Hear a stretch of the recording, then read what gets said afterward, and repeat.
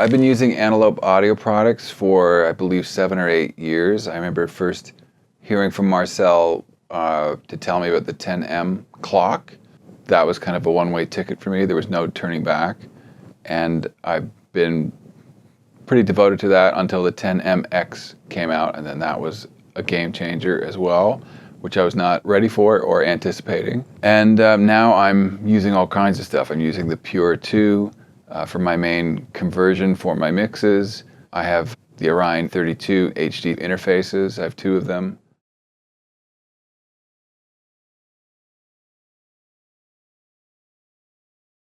For me, the decision to upgrade my interfaces that I use with Pro Tools from the HDX interfaces, which I always thought sounded great, to the Orion32 HDs that I have now was simply just hearing them.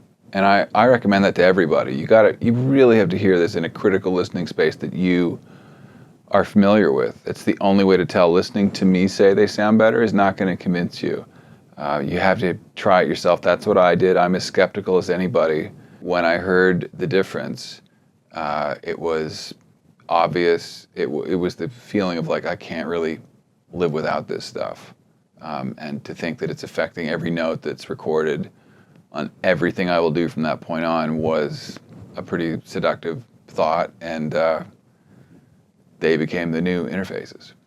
I was producing a great band signed to Warner Brothers Records called Family of the Year, and we were 2.5 months into their new album when I got those interfaces, and we plugged them in one morning, and I printed a mix that I'd been working on the entire day previously through the HDX interfaces, which sounded great. We loved it.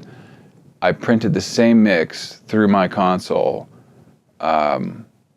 using the Orion interfaces, and we all heard the difference, and we all kind of realized we had to reprint all the mixes on the record through those interfaces. It was really, when you A/B this stuff, which is the best way to test it, it's really evident. It's not smoke and mirrors. It really sounds different, and you can switch in between. We just switched in between the 2 mixes on a playlist, listening to my prior interfaces and then the 32 HDs, and it was easy to pick the winner.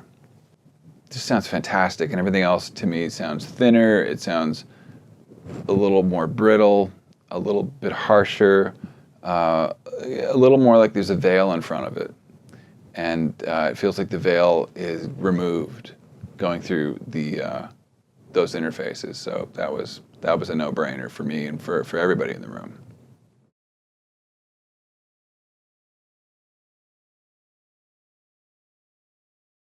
What my ears like most about the new Orion 32 HD is the capturing of the music. It's a crazy thing to mic things and have that come down a cable and then convert all of that glorious noise into zeros and ones. And when I was younger, I didn't really pay attention to that. I just thought whatever converter came with the gear that I had, whether it was an M box or whatever it was fine. But as you go further down the rabbit hole, and I'm a card-carrying member of the bottom of the rabbit hole, this stuff makes a massive difference, and it's a digital world, so the management of how that stuff becomes digital and then comes back through speakers as analog is hugely important.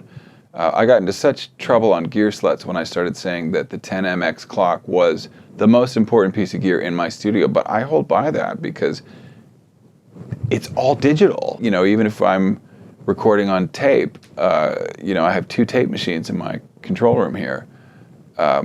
It has to go back into Pro Tools, and I want it to. So the management of that and the quality of that, the aesthetics that go into the choices made of how a converter works, what it does and doesn't do, are hugely important. And it affects everything I do. It truly is the lens at which I'm looking at all of my work and which other people are going to see it as well. So the capturing of the quality of the kind of the musicality that I'm going for seems to jump out of the speakers in the most pleasing way possible for me with those interfaces. it's a result I wasn't getting with anything else that I've tried.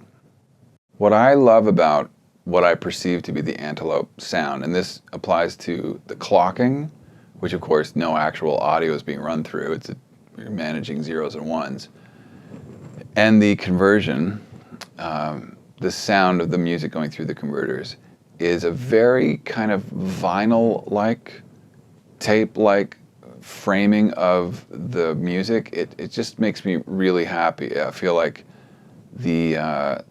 there's more information, but I like how it's presented better. The top is very present, it's very there, but it's never kind of poking you in the ear. It's very musical sounding, and I know that's a big word, but that's how it hits. I'm a musician. You know, I started first and foremost, and still view myself as a musician, far more so than an engineer, a record producer, or a songwriter. I'm a big music geek who at one point thought I was going to be a classical pianist. So I really listened to this stuff deeply.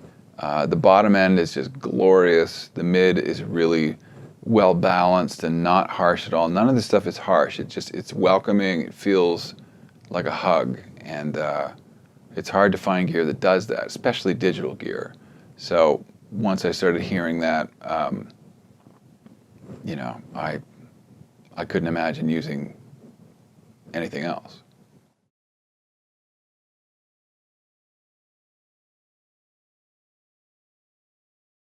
I'm really a big fan of the FPGA FX that come for free with so many of these units.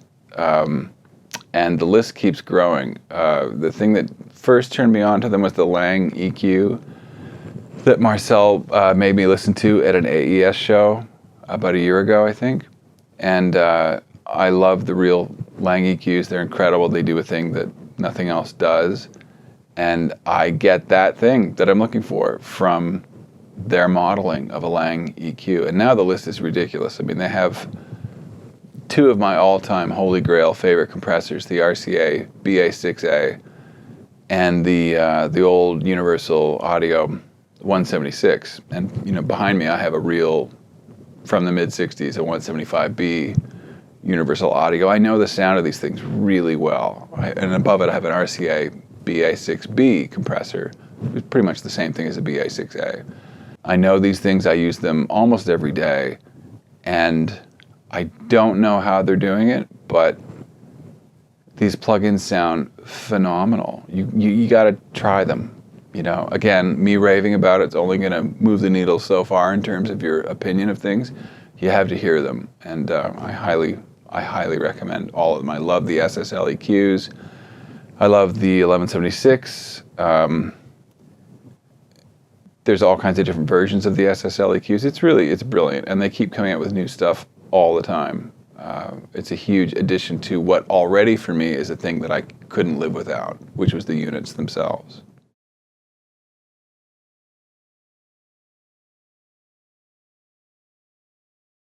I gravitate the most to the following FPGA FX. I love the Lang EQ. I love the SSL EQs. I probably favorite the black one, and I would say and the brown one too.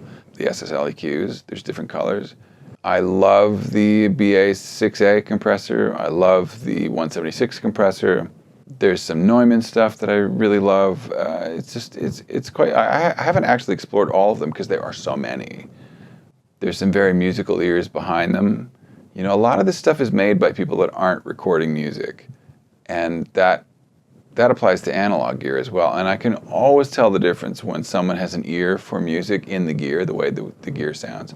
And I consistently get that vibe from whether it's an FPGA effect, to the 10MX clock itself, to the conversion. But I would say those are my favorite effects.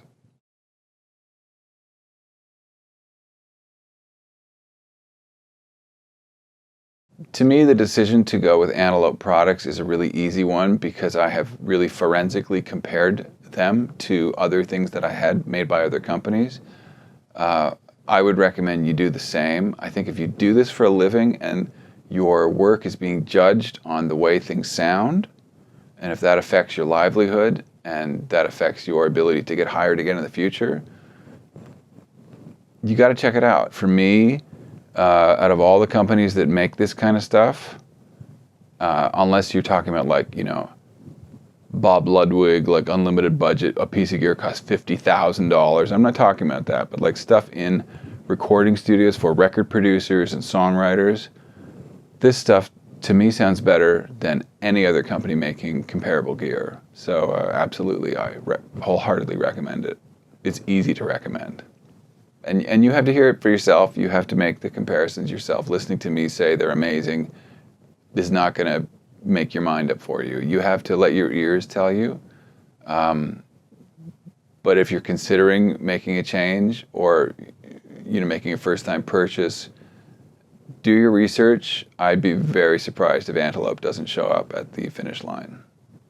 I not only made these presets to share with other users, I use them myself on the records I mix every day.